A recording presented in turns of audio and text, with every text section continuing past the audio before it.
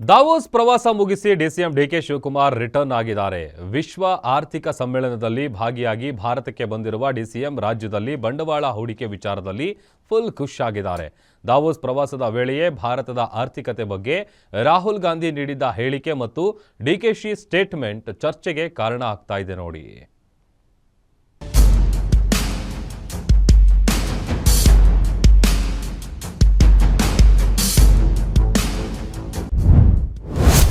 ವಿಶ್ವ ಆರ್ಥಿಕ ಸಮ್ಮೇಳನ ಮುಗಿಸಿ ಡಿಕೆಶಿ ವಾಪಸ್. ದಾವೋಸ್ನಿಂದ ಬಂದ ಡಿಸಿಎಂ ಹೇಳಿದ್ದೇನು? ದಾವೋಸ್ ವಿಶ್ವ ಆರ್ಥಿಕ ಸಮ್ಮೇಳನದಲ್ಲಿ ಸರ್ಕಾರದ ಪ್ರತಿಯಾಗಿ ಭಾಗವಹಿಸಿದ್ದ ಡಿಸಿಎಂ ಡಿಕೆ ಶಿವಕುಮಾರ್ ರಿಟರ್ನ್ ಆಗಿದ್ದಾರೆ.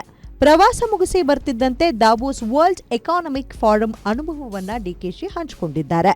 ರಾಜ್ಯದಲ್ಲಿ ಬಂಡವಾಳ ಹೂಡಿಕೆಗೆ 45 ಕಂಪನಿಗಳು ಉತ್ಸುಕತೆ ತೋರಿದ್ದಕ್ಕೆ ಫುಲ್ ಖುಷಿಯಾಗಿದ್ದಾರೆ.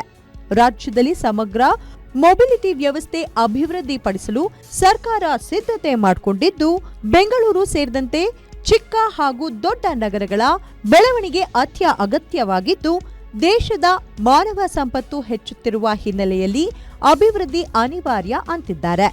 ಅಷ್ಟೇ ಅಲ್ಲದೆ ಸುಮಾರು 45 ಕಂಪನಿಗಳ ಮುಖ್ಯಸ್ಥರು ಕರ್ನಾಟಕದಲ್ಲಿ ಹೂಡಿಕೆ ಬಗ್ಗೆ ನಮ್ಮೊಂದಿಗೆ ಚರ್ಚೆ ನಡೆಸಿದ್ದಾರೆ.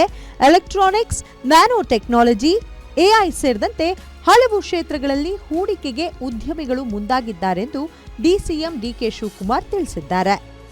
ಮುಂದಕ್ಕೆ ಅರ್ಬನೈಸೇಷನ್ ಈ ರಾಜ್ಯದಲ್ಲಿ ಯಾವ ರೀತಿ 2047ಕ್ಕೆ ಅಂದರೆ 20-25 ವರ್ಷಕ್ಕೆ ಕರ್ನಾಟಕ ರಾಜ್ಯ ಮತ್ತು ಭಾರತದಲ್ಲಿ ಯಾವ ರೀತಿ ಜನ ನಗರಗಳಿಗೆ ಬರ್ತಾರೆ, ಆ ನಗರಗಳಿಗೆ ಏನು ವ್ಯವಸ್ಥೆ ಮಾಡಿಕೊಡ್ತೀರಿ, ಇದು ದೊಡ್ಡ ಚಾಲೆಂಜಸ್ಸು ಅವ್ರಿಗೆಲ್ಲ ಕೂಡ ಇತ್ತು. ನನಗೂ ಕೂಡ ಕೆಲವು ನಿಮಿಷಗಳ ಕಾಲ ಮಾತಾಡಲಿಕ್ಕೆ ಅವಕಾಶ ಕೊಟ್ಟಿದ್ರು.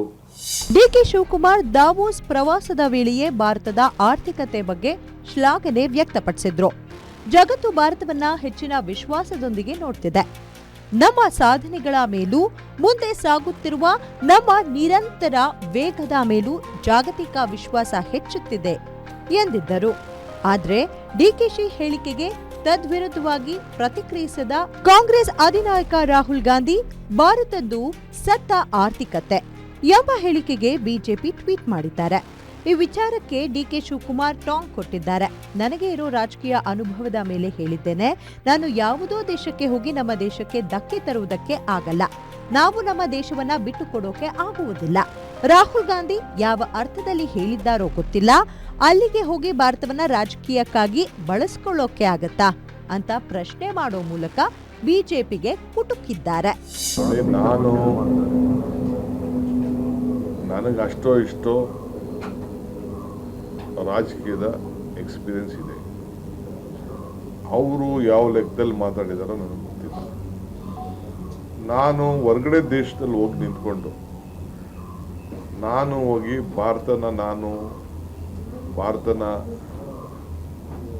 ನೋವು ಮಾಡೋಂಥ ಒಂದು ಪರಿಸ್ಥಿತಿಯಲ್ಲಿ ನಾವ್ಯಾರೂ ಇಲ್ಲ. ಒಟ್ಟಾರೆ ದಾವೋಸ್ ವ್ಯವಸ್ಥೆಯ ಕುರಿತು ಹೇಳುತ್ತಾ ಅಲ್ಲಿನ ಕಾನೂನು ಪಾಲನೆಯ ಬಗ್ಗೆ ಶ್ಲಾಘನೆ ವ್ಯಕ್ತಪಡಿಸಿದ್ದಾರೆ. ಈ ದಾವೋಸ್ ಭೇಟಿ ರಾಜ್ಯಕ್ಕೆ ಉತ್ತಮ ಅವಕಾಶಗಳನ್ನು ತಂದಿದ್ದು, ಯುವಕರಿಗೆ ಉದ್ಯೋಗ ಸೃಷ್ಟಿಗೆ ಸಹಕಾರಿಯಾಗಲಿದೆ ಎಂದು ವಿಶ್ವಾಸ ವ್ಯಕ್ತಪಡಿಸಿದ್ದಾರೆ. ವೀರೇಶ್ ದಾನಿ, political bureau, guarantee news, Bengaluru.